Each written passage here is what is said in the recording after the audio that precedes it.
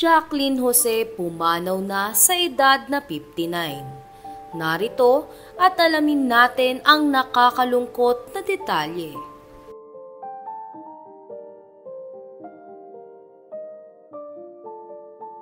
Hindi makapaniwala ang netizens sa biglaang pagpanaw ng batikang aktres na si Jacqueline Jose.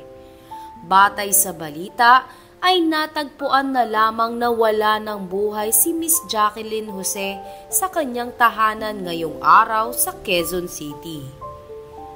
Hindi pa naman isinasa publiko ang dahilan ng pagpanaw ni Jacqueline Jose. Matatandaan na huling napanood ito sa trending series na FPJ's Batang Quiapo. Samantala, agad naman na nakiramay ang kapatiran sa Iglesia ni Cristo ni Miss Jacqueline Jose na si Ruru Madrid. 3 black picture nga ang ibinahagi ni Ruru sa kanyang Instagram account. Maaalala na matibay na kaanib ng Iglesia ni Cristo si Miss Jacqueline Jose.